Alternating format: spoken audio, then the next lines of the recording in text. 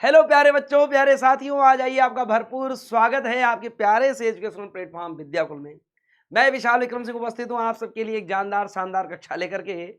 और मजे की बात तो ये है प्यारे बच्चों कि ये जुलाई का पेपर, मंथली एग्जाम का पेपर लगा हुआ है आपके सामने, और इसकी पूरी व्याख्या, ठीक है, वन बाय वन हम लोग करने वाले हैं। तो एक बार जल्दी से शेयर कर दो इस सेशन को, फटाफट जुड़ जाओ हमारे साथ, ताकि आपके लिए आगाज हो चुका है आज की जो परीक्षा हुई उसका जो पूरा निष्कर्ष निकल करके आने वाला है, वो अभी आप देखेंगे, आपके सामने रहेगा कि आपने क्या अच्छा किया, क्या थोड़ा सा भूल कर दिया।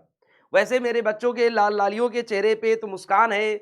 सभी को गुड इवनिंग माय डियर। एक बार और अच्छे से सेशन को शेयर करो ताकि उन तक भी पहुंच जाए जो लोग पेपर दे करके खस्ता हाल में बैठे हैं या ऐसे बैठे हैं कि अब क्या होने होगा। लाइए सॉल्यूशन उन तक पहुंचाते हैं, हमारी बात उन तक जाए। ठीक है बेटा, गुड इवनिंग सभी को गुड इवनिंग। चलो भाई शुरू करें। आपके चेहरे की मुस्कान ये बता रही है प्यारे बच्चों कि पेपर बहुत ही आसान था। और आसान इस कंडीशन में हम मान लें, आसान इस कंडीशन में मान लें क्योंकि अभी जो सेशन कराया, जो लाइव सेशन हुआ कल वाली क्लास में, ऑब्जेक्टिव और उसके बाद डिस्क्रिप्टिव रखे हैं वहां से क्वेश्चन। अभी मैं आपको साक्ष्य के साथ दिखाने वाला हूं कि ऑब्जेक्टिव सेशन के आए हुए सभी क्वेश्चन यहां पर हैं जो कराए गए। इसके पहले वेडनेसडे को क्लास हुई थी, वहां भी समष्टि अर्थशास्त्र के साथ साथ व्यष्टि अर्थशास्त्र का स्पेशल सेशन था 5 चैप्टरों का। वहां से क्वेश्चन लगातार बने। इस बार का जो पेपर है वो देखने से काफी सुखानुभूति हो रही है, हैप्पीनेस फील हो रही है कि जो स्टार्ट के 15 क्वेश्चन हैं वो माइक्रो से हैं, और 15-17 नंबर के बाद में जो क्वेश्चन बने हैं वो आपके समष्टि अर्थशास्त्र से अर्थात मैक्रो से हैं। तो आपको भी ये देख करके बढ़िया लगा होगा ताकि संतुलित पेपर है।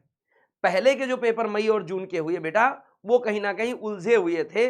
ज्यादा क्वेश्चन बेस्टी से थे, कम क्वेश्चन समष्टि से थे, या मान लो ऐसा समष्टि था ही नहीं। जब बैलेंस होता है तो बच्चों का भी दिमाग में बैलेंस चलता है, टीचर ही भी ये बात समझ पाता है। ठीक है, तो एक बार आप थम्स अप करो कि भाई हाँ सर शुरू करें। आपकी इजाजत हो, आपकी इच्छा हो तो हम शुरू कर दें। आइए, पहला ही क्वेश्चन आपके सामने ये रहा।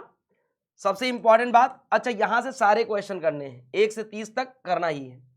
विलासिता वस्तुओं की मांग, ठीक है, तो luxury goods the demand is, तो क्या होगा, बेलोचदार होती है, लोचदार होती है, अत्यधिक लोचदार होती है, पूर्णतया लोचदार होती है। सभी ने क्या क्या आंसर किए हैं जरा एक बार बता दें। तो बहुत सही, इसका आंसर सी होगा कि जो विलासिता वस्तुओं की मांग होती है वो क्या होती है, अत्यधिक लोचदार होती है। चलिए भाई, दूसरा क्वेश्चन आपके सामने है, आवश्यक वस्तुओं की मांग लोच होती है। अब जो आवश्यक वस्तु हैं उनकी मांग लोच क्या होगी बेटा, उनकी मांग लोच क्या होगी, इसे भी हमको जानना है। तो जाहिर सी बात है, शून्य है, इकाई से अधिक है, इकाई से कम है, असीमित है, असीमित की कोई बात ही नहीं होगी। इसका भी आंसर सी होगा, अर्थात इकाई से कम। अगर याद आ रहा हो, अपने अच्छे से सेशन कल वाला किया हो और परसों वाला भी, वेडनेसडे वाला, बुधवार वाला, वहां ये क्वेश्चन मैंने सीधे सीधे कराया, दोनों क्वेश्चन कराए गए हैं। ठीक है, तीसरा क्वेश्चन भी देख लो भाई। हमने कहा था बार बार आपसे पूछेगा दायां की बायां, मांग की लोच को प्रभावित करने वाले घटक। अब घटक देखो, मांग की लोच को कौन कौन प्रभावित कर सकता है, बिल्कुल सही बात है, वस्तु की कीमत, हाँ, वस्तु की प्रकृति, वस्तु की कीमत और आय स्तर। मैंने क्या बताया था कि जब कल वस्तुओं का वर्गीकरण मैंने कराया डिटेल में 12 बजे वाली क्लास में, डिटेल वाली क्लास में लघु उत्तरीय दीर्घ उत्तरीय प्रश्न में वहां से प्रश्न बने हैं लॉन्ग टाइप में, यहां भी हैं कि जब जब आय बढ़ती है तो व्यक्ति पुरानी वस्तुओं को, वो हल्का टी शर्ट पहन रहा था, मोटे चावल खा रहा था, छोड़ देता है। ठीक है, आज वह अपने स्तर से, आय के स्तर बढ़ने पर वो उसके चॉइस भी बदल जाते हैं। तो कहीं ना कहीं आय स्तर भी डिपेंड करता है, प्रभावित करता है। क्लियर है, और कीमत भी प्रभावित कर रही है। ठीक है, वस्तु की कीमत कैसे प्रभावित करेगी, आज देखो प्याज और टमाटर के दाम ज्यादा हैं, कीमतें 7वें आसमान पे है, मांग उसकी घट गई है। सोचो, लेकिन कभी कभी कीमत और आपूर्ति में क्या संबंध होता है ये भी देखोगे, मांग का भी सिद्धांत आया है। जब जब कीमत बढ़ेगी तो उत्पादक वर्ग, उपभोक्ता नहीं, उत्पादक वर्ग उसको क्या है, सप्लाई बढ़ा देता है। तो ये भी एक बेहतरीन बात होती है, कीमत भी बहुत सारी बातों पे डिसाइड करती है। तो कीमत भी हो गया, वस्तु की प्रकृति भी हो गई, आय स्तर भी हो गया, और एक बहुत बढ़िया ऑप्शन दे रखा है इनमें से सभी, तो आपका आंसर होगा डी। डी मतलब इनमें से सभी, तीसरे का आंसर हो गया डी प्यारे बच्चों। मांग की लोच की माप निम्नलिखित में से किस विधि से की जाती है? यहाँ विधि पूछा है, ये भी क्वेश्चन निकल कर आया था। कुल व्यय विधि, ठीक है भाई, प्रतिशत या आनुपातिक विधि, बिंदु विधि, इनमें से सभी, तो इसका भी आंसर बहुत शानदार होगा इनमें से सभी। ये सारी विधियां मांग की लोच की माप करती हैं प्यारे बच्चों, मांग की लोच की माप करती हैं। अब एक क्वेश्चन आया पांचवा, मांग की लोच मापने की प्रतिशत या आनुपातिक विधि का प्रतिपादन किसने किया था? लो भाई, आनुपातिक विधि कह लो या प्रतिशत विधि कह लो, इसका प्रतिपादन किसने किया था? ऑप्शन क्या क्या है आपके सामने? मार्शल साहब हैं, हिक्स साहब हैं, फ्लक्स हैं, इनमें से कोई नहीं। तो साधारण सी बात है, इसका आंसर होगा ए। इसका आंसर होगा ए, और ए में क्या होगा बेटा? ए में क्या होगा? मार्शल साहब हैं, इसका आंसर मार्शल है। ठीक है, तो ये क्वेश्चन कल कराए गए क्वेश्चनों से थे। ठीक है, कल जो सेशन आप लोगों का गया था वहां से था। आगे बढ़े क्वेश्चन नंबर 6 की तरफ। तो पूछा गया है, वस्तु विनिमय प्रणाली वह प्रणाली है जिसमें, ठीक है, तो ये कौन सा है? वस्तु के बदले वस्तु का लेन देन, वस्तु का विनिमय नहीं होता है, विनिमय मुद्रा में किया जाता है, विनिमय विदेशी मुद्रा में किया जाता है? जी नहीं, ना विदेशी मुद्रा में होगा, ना मुद्रा के बदले मुद्रा में होगा, वस्तु के बदले वस्तु का, इसे को वस्तु विनिमय प्रणाली कहते हैं। इसका ऑप्शन ए हो जाएगा। 7वां क्वेश्चन है, मुद्रा वह मुद्रा जो सरकार के आदेश द्वारा, सरकार आदेश करती हो जारी हो जाती, क्या कहलाती है? प्यारे बच्चों, इसका आंसर बहुत शानदार रहने वाला है। जरा देखते हैं कितने लोग बताएंगे, एक बार कमेंट करो। पूर्ण मूल्य मुद्रा, आदेश, फिएट याद रखना, साख मुद्रा, क्रेडिट या न्यास मुद्रा, तो इसका आंसर हो जाएगा फिएट मनी, अर्थात सी होगा, 7वें का सी। मुद्रा की पूर्ति, सप्लाई ऑफ मनी क्या होगी भाई?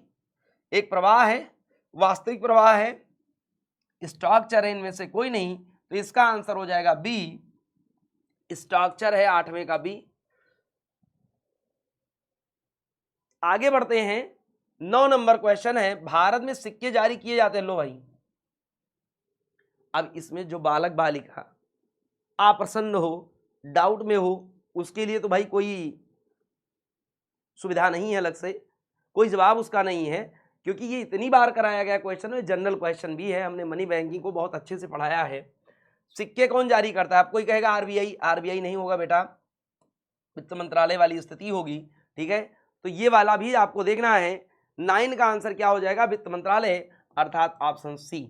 10 नंबर क्वेश्चन की तरफ बढ़े, काफी के मूल्य में यदि वृद्धि होती है तो चाय की मांग क्या होगी? सोच के बताओ। हमने पढ़ाया था वस्तुओं में सामान्य वस्तु, निकृष्ट वस्तु, स्थानापन्न वस्तु और पूरक वस्तु।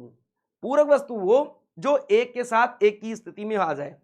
ठीक है, फिर हमने कहा था स्थानापन्न वस्तु, एक नहीं है दूसरी उसकी स्थिति को सही कर देगा, वहां वाली स्थिति में आ जाएगा। अच्छा भाई, सामान्य वस्तुओं की भी बात की थी भाई, आय बढ़ने के साथ वो बढ़ती जाती है उसकी मांग। तो ये बहुत सारी चीजें काउंट करती हैं कि आपने वस्तुओं का वर्गीकरण कल वाले क्लास में इसीलिए करा दिया गया था डिटेल में। ठीक है, ऑब्जेक्टिव भी कराया था, ये क्वेश्चन पहला था कल के ऑब्जेक्टिव का। कॉफी के मूल्य में वृद्धि होने पर चाय की मांग क्या होगी? जब कॉफी की मांग मूल्य बढ़ गई तो उसकी मांग घटेगी, किसकी मांग हो जाएगी? तो अब चाय वाली ही हो जाएगी, शिफ्ट कर जाएंगे हम उस पर। ठीक है, तो ये हो जाएगी, तो इसकी मांग बढ़ जाएगी, अब चाय की मांग बढ़ती है, इसका आंसर ए हो जाएगा, इसका आंसर ए हो जाएगा। ये बात समझ में आ जानी चाहिए। 11 नंबर क्वेश्चन, मूल्य वृद्धि से गिफिन वस्तुओं की मांग क्या होगी? अगर मूल्य में वृद्धि हो रही है तो गिफिन वस्तुओं की मांग क्या हो जाएगी? इसका आंसर आप लोगों ने क्या लगा रखा है? तो याद रखना, गिफिन वस्तुओं की मांग बढ़ जाती है, गिफिन वस्तुओं की मांग बढ़ जाती है, ये बात ध्यान रखिएगा, गिफिन वस्तुओं की मांग बढ़ जाती है। ठीक है, फिर देखिए 12 नंबर क्वेश्चन, निम्नलिखित में से कौन स्थानापन्न वस्तुओं का उदाहरण है? लो अब करो। यही तो मैं अभी इतनी देर से कह रहा था कि भाई चाय की जगह कॉफी, चाय का दाम बढ़ा तो कॉफी पी लो, कॉफी का दाम बढ़ा तो चाय पी लो, स्थानापन्न है, एक दूसरी की जगह पे है। लेकिन क्या टायर का दाम बढ़ा तो ट्यूब लगवा के काम चलाओगे? बोलो भाई, क्या चावल ही खाओगे? दाल का दाम बढ़ गया है, सिर्फ चावल खाओगे? नहीं, चावल और दाल का कॉम्बिनेशन है, एक के बगैर एक नहीं है। पेन का दाम बढ़ गया तो रिफिल से काम चला लोगे, ऐसे कैसे? पेन का अस्तित्व तभी है जिसमें रिफिल है, तो पेन और रिफिल अगर ऑप्शन में आता है तो वो नहीं हटेगा। लेकिन चाय और कॉफी है, हाँ भाई एक का दाम बढ़ा तो एक से काम चल जाएगा। तो ये स्थानापन्न की वस्तु की खासियत है, विशेषता है, तो चाय और कॉफी उसका आंसर होगा। 12 का डी हो जाएगा।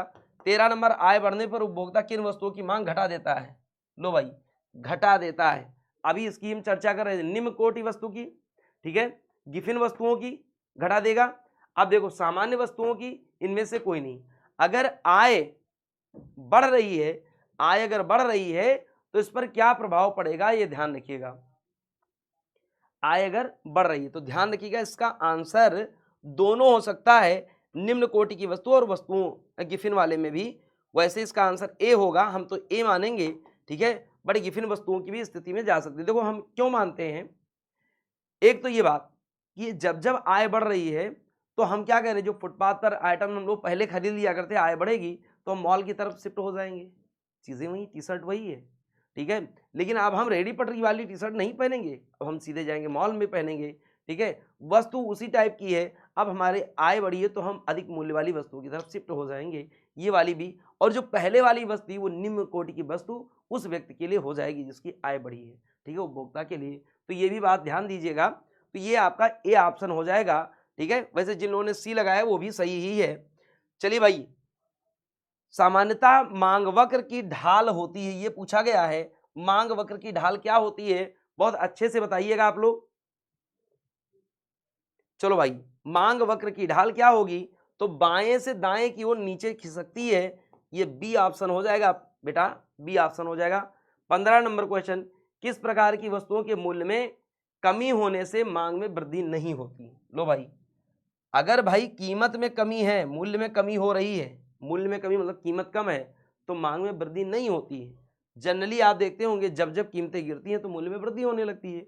बढ़िया, ऐसी कौन सी वस्तु है? आरामदायक वस्तु है, इनमें से कोई नहीं, आरामदायक इनमें से कोई नहीं, अनिवार्य वस्तु या विलासिता की वस्तुएं, एक बार बता दो भाई। तो इसका आंसर बहुत अच्छे से दे देना, अनिवार्य वस्तु, अनिवार्य वस्तु, ठीक है, कि अगर उसके मूल्य में गिरती भी हो गई तो उसकी मांग में वृद्धि नहीं होगी। बोलो कैसे? भाई नमक चाहे 10 रुपए किलो मिल जाए, चाहे 30 में भी, हमको लेना उतना ही है, ठीक है। तो नमक लेकर के कोई स्टोर क्यों करेगा भाई, कम ही हो गई क्यों लेगा? चाय हमको चाय और चीनी रोज चाहिए, तो क्या उसको लेकर के हम रख लेंगे स्टोर में? नहीं रखेंगे, सीधी सीधी बात है। तो ये आवश्यक अनिवार्य वस्तुएं होंगी, नेसेसरी गुड्स होंगी। 16 नंबर क्वेश्चन, मांग का नियम है, बताओ भाई मांग का नियम क्या है? गुणात्मक कथन, गुणात्मक है या मात्रात्मक है? तो मांग का नियम आपका मात्रात्मक है, बी आंसर हो जाएगा इसका। आगे बढ़ जाओ। अब देखो, यहां से क्वेश्चन मैंने क्या कहा था कि आपसे अभी ये समष्टि से पूछना शुरू करेगा, अभी तक व्यष्टि से क्वेश्चन था। एक क्वेश्चन और, मांग फलन का समीकरण क्या अभी हमने कराया है? मांग फलन का समीकरण, यहां से आंसर सी हो जाएगा, क्योंकि इसका ऑप्शन है D X equal to F और ब्रैकेट में पी एक्स, ठीक है, मांग फलन का संबंध। जनता का बैंक कौन सा है? अब तो सीधे ओरल के क्वेश्चन आ गए। जनता का बैंक कौन सा है? आरबीआई तो होगा नहीं, आरबीआई का कोई एटीएम नहीं है, तो जाहिर सी बात है व्यापारिक बैंक, ए ऑप्शन हो जाएगा भैया 18 का। व्यापारिक बैंक के प्राथमिक कार्य क्या है? लो भाई, जो व्यापारिक बैंक है, कॉमर्शियल बैंक, उनके प्राथमिक कार्य क्या है? मांग जमा, ठीक है, साख निर्माण, सही है, ऋण देना, सही है, इनमें से सभी है, इसलिए इसका आंसर डी है। 20 का, एटीएम का पूरा रूप क्या है? तो ऑटोमेटेड टेलर मशीन है, सी आंसर हो जाएगा 20 का, कुछ इनमें पूछना ही नहीं है। व्यवसायिक बैंक निम्नलिखित में से किस प्रकार से ऋण देते हैं? भाई देख लो, नगद में भी देता है, ठीक है, अग्रिम भी देता है, इससे आया है, अधिविकर्ष भी आया है, पैसा नहीं फिर भी पैसा ले लो, लेकिन उस पर वो रेट ज़्यादा लगा करके आपको देगा, इसको अधिविकर्ष की सुविधा कहते हैं, और ड्राफ्ट वाली। तो जाहिर सी बात है डी ऑप्शन हो जाएगा 21 का डी। 22 में आओ, मुद्रावाह जो मुद्रा का कार्य करे। इतनी बार पढ़ाया गया क्वेश्चन है कि मुद्रावाह जो मुद्रा का कार्य करे, क्या मार्शल कहेंगे? मार्शल में तो धुर होता है, तो धुरी, ठीक है, अर्थव्यवस्था है जिसके चारों ओर अर्थव्यवस्था घूमती है, मुद्रावाह धुरी है, ठीक है, तो वो तो होंगे नहीं अगर मार्शल ऑप्शन में है। हर्टले विदस सबसे पहले हैं, तो यही आंसर होगा 22 का ए, मुद्रावाह है जो मुद्रा का कार्य करे। भारत का केंद्रीय बैंक क्या है? इसे भी पूछने की बात है। तो बैंक ऑफ इंडिया, क्या ये बताओगे? State bank of India? अरे भाई रिजर्व बैंक ऑफ इंडिया है, रिजर्व बैंक ऑफ इंडिया है, इसका आंसर ए हो जाएगा। केंद्रीय बैंक द्वारा कौन सी मुद्रा जारी की जाती है? लो भाई, 2 बार एक ही क्वेश्चन पूछा गया। सिक्के, सिक्के कभी नहीं। साख मुद्रा कभी नहीं। तो इनमें से तो कोई नहीं, बी नहीं, तो ए इसका आंसर हो जाएगा। करेंसी जारी करता है जो आप यूज करते हैं। 25 number question, reserve bank of India की स्थापना कब हुई? ये पूछने वाली बात नहीं है, 1935 है। इसका बी आंसर है 25 का। आगे बढ़ जाओ। 26, केंद्रीय बैंक साख नियंत्रण करती है। केंद्रीय बैंक साख नियंत्रण कैसे करती है? कहने का मतलब है जो अभी जून में आपका पेपर हुआ उसमें भी ये पूछा गया था, ठीक है, कि साख नियंत्रण का टूल्स बताओ। अब साख नियंत्रण में हमने क्या कहा था कि कभी कभी क्या किया जाता है कि साख को बांटा जाता है। कभी कभी नियंत्रण करने के लिए तो या संकुचनवादी करो या विस्तारवादी नीति लगाओ। इन दोनों में परिमाणात्मक गुणात्मक उपायों की भी चर्चा की जाती है, जिसमें CRR, bank rate, repo rate, ठीक है, एसएलआर, सभी को अगर हम लोग संकुचितवादी करना है तो उसको बढ़ा देंगे रेट को, कम मुद्रा वहां तक जाए, कल मुद्रा खींच लेंगे मार्केट से। अगर मार्केट में ही मुद्रा नहीं है, उनको देनी है, मंदी की स्थिति है, तो ये विस्तारवादी होगा। सीआरआर, एसएलआर, ये सभी को घटा देंगे, यही चीजें होती है। आइए देखते हैं क्या था ये मामला। तो देखो, बैंक दर के माध्यम से बिल्कुल सही है। खुले बाजार की ओपन मार्केट ऑपरेशन बिल्कुल सही है। प्रतिभूतियां लेन देन, सीआरआर के माध्यम से, ये भी सही है। इनमें से सभी, ये भी ऑप्शन था, तो 26 का डी हो जाएगा। मुद्रा पूर्ति का नियमन कौन करता है? अब इसे कौन बताएगा? मुद्रा पूर्ति का नियमन कौन करता है? तो नियमन करता है रिजर्व बैंक ऑफ इंडिया। 27 का हो जाएगा बी। इस तरीके से सिंपल क्वेश्चन थे मनी एंड बैंकिंग के। कहीं से कहीं तक कोई भी समस्या होने वाली नहीं थी हमारे बच्चों को, क्योंकि इतना मेहनत कर डाले हैं बच्चे हमारे, जो ऐप पर भी विद्यार्थी पढ़ते हैं और जो हमसे वाईटी पर भी पढ़ते हैं। कल्याण ही कल्याण है, वल्ले ही वल्ले है। पूछो मत कितने रसगुल्ले खाना है, ये कोई पूछ नहीं सकता है। आज तो भाई आनंद का दिन है कि बच्चों का इकोनॉमिक्स, तो फिर भाई क्या बात है।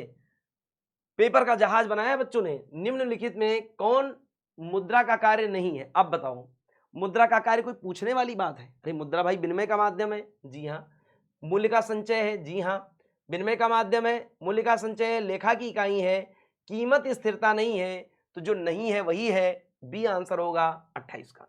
29 में आओ, निम्न में कौन विधिग्राह्य मुद्रा है? लो भाई, विधिग्राह्य मुद्रा है पूछा है, तो जाहिर सी बात है डार्ट और साख को हम नहीं रखे थे, पेपर करेंसी ही विधिग्राह्य है, क्योंकि इसमें लिखा होता है मैं धारक को इतने रुपए अदा करने का वचन देता हूं। ये बात ध्यान रखिएगा, ठीक है। इसका बी आंसर हो जाएगा। और अंतिम क्वेश्चन आपके सामने है, किस विधि से हम बैंक से मुद्रा निकाल सकते हैं? किससे पूछना है? आहरण पत्र द्वारा, एटीएम द्वारा, चेक द्वारा, इनमें से सभी। तो आज जो आपका आंसर था वो इनमें से सभी ज्यादा था। 30 नंबर का भी आंसर होगा डी, इनमें से सभी।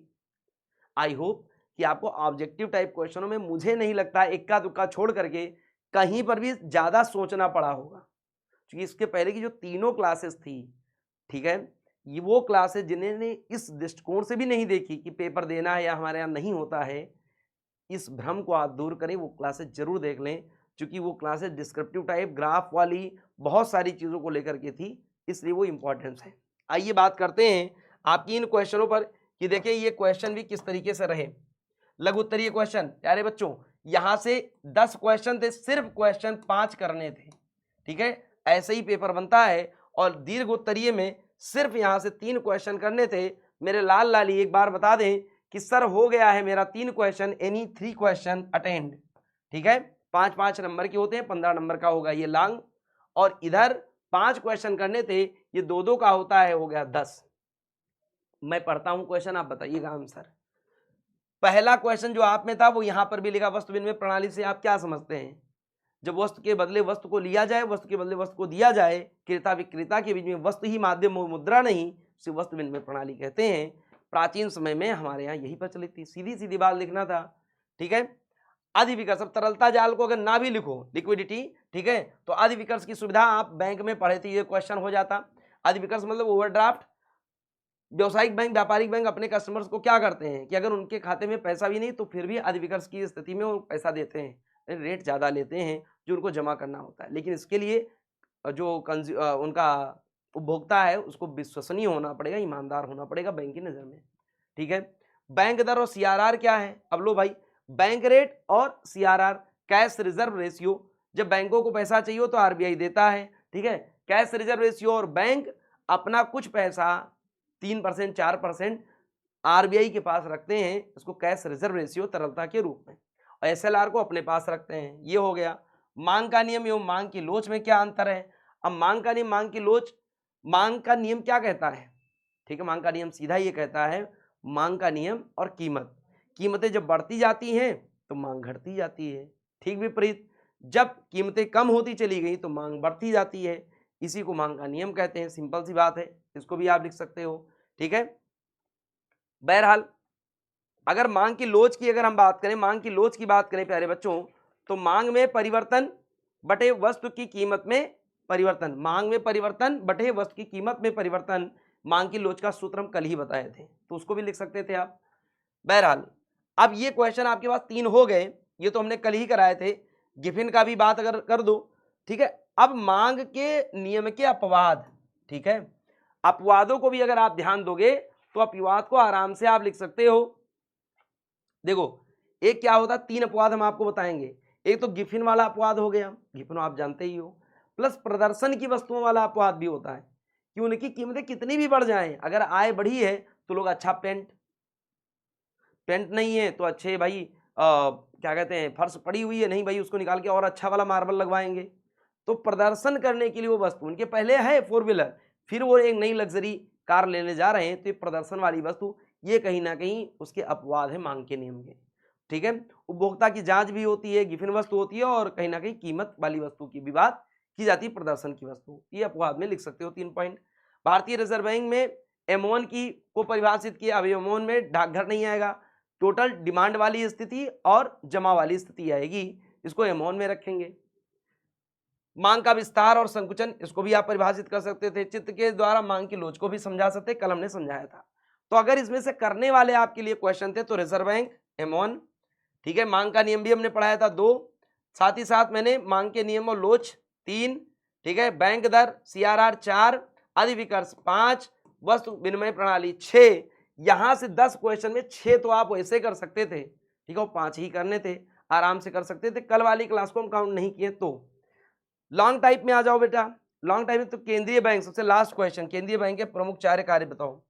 केंद्रीय बैंक के कार्य बताने में क्या दिक्कत थी, क्या हर्ज था केंद्रीय बैंक के कार्य बताने में? देखो जब सेंट्रल बैंक का कार्य आपको देखना होगा तो केंद्रीय बैंक मतलब आरबीआई के कार्य बताओ।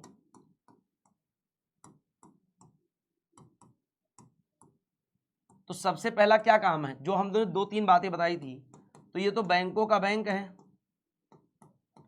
बैंकों का बैंक है, ठीक, और बैंकों का क्या है, एजेंट है, बैंकों का मतलब सलाह देता है, एजेंट है। बैंकों का बैंक मतलब जब डूबने लगता है तो ये पैसा भी देता है बैंकों को, और ये मुद्रा निर्गमन का कार्य करता है, मुद्रा निर्गमन का कार्य करता है, ठीक है, यही मुद्रा छापता है। बहुत इंपॉर्टेंट बात, ये साख नियंत्रण का कार्य करता है, साख नियंत्रण का कार्य करता है, ठीक है। तो ये बहुत सारे कार्य हैं जो ये करता है। आंकड़ों को जारी करने का कार्य करता है,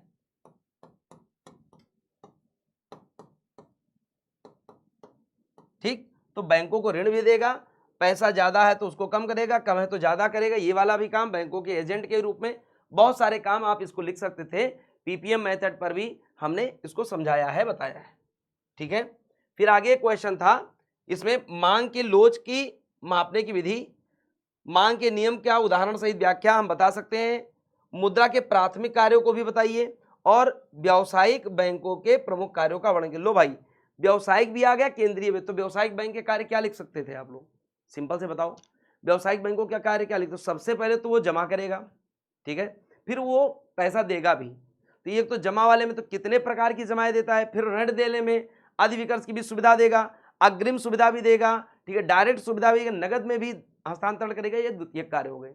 प्राथमिक न्यायालयों में सिर्फ जमा वाली बात होगी, कितने प्रकार की वो जमाएं लेता है, ठीक है, चालू खाता जमा, ठीक है, और बाकी करंट अकाउंट, सेविंग अकाउंट वाली में भी, और कहीं ना कहीं वो कौन सा वाला होता है भाई, जो पूरे के कुछ समय बाद एक अवधि में वो जमा लेता है। तो 3-4 प्रकार हमने खातों के बताए थे, खाता जमा वाली बात। और फिर निकासी वाली बात, वो धन देता भी है। आगे भी कई कार्य वो करता है जो हमने डिटेल में करा के, एजेंसी संबंधी कार्य हैं, ठीक है। वो आपका क्या कहते हैं, परिसंपत्तियां भी रखता है, ये सारी बातें भी करता है व्यवसायिक बैंक। बहरहाल अगर हम बात करें होलसेल में मुद्रा का प्राथमिक कार्य, मुद्रा के प्राथमिक कार्य क्या क्या करोगे, तो मुद्रा के मापन की बात है, मूल्य नियमन की बात है, कहीं ना कहीं मूल्य मापन की भी बात है, एक जगह से दूसरी जगह धन हस्तांतरण का भी ये काम करता है, पूंजी का भी काम करता है, और लेखा इकाई के भी रूप में काम करता है। तो मुद्रा का ये कार्य आप लिख सकते थे, ठीक है। साथ ही साथ प्यारे बच्चों की अगर हम बात करें मांग के नियम, तो मांग के नियम वाली बात अभी हमने किया था, मांग के नियम की भी हमने बात की थी।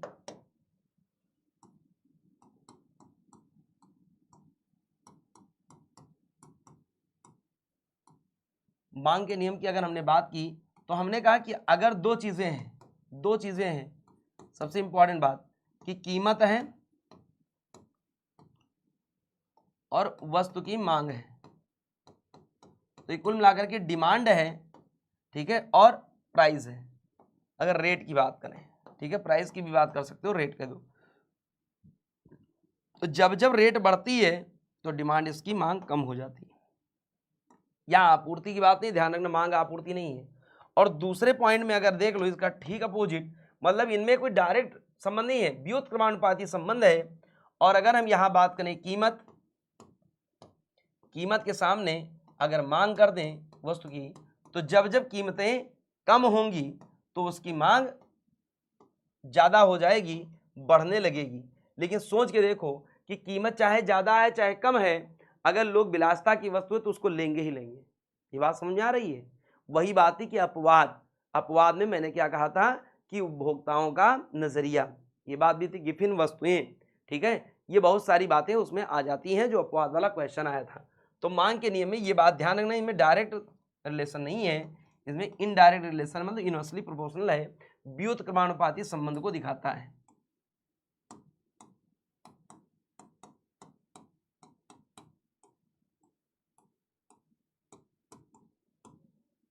आई होप ये चीजें समझ में आई होंगी।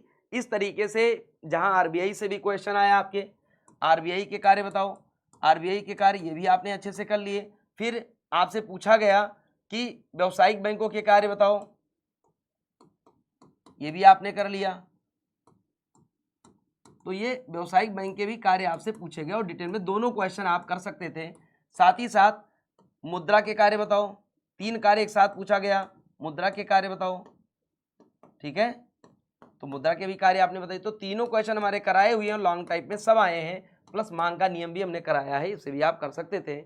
आई होप आपको क्लास पसंद लगी होगी। एक बार इसे उन तक भी पहुंचा दो जिन तक जो इस कंडीशन में बैठे हैं कि हमको पेपर नहीं हुआ या स्कूल में पेपर नहीं कराया गया, वो भी एक पेपर को दे करके मॉडल पेपर से अपना कहीं ना कहीं एक बार ये कर लें कि आप एग्जामिन करें, सेल्फ का असेसमेंट कर लें कि हम पेपर हमारे सामने आता तो कैसे होता।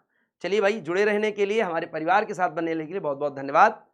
नमस्कार, मिलते हैं नेक्स्ट श्रृंखला में, तब तक के लिए जय हिंद, धन्यवाद।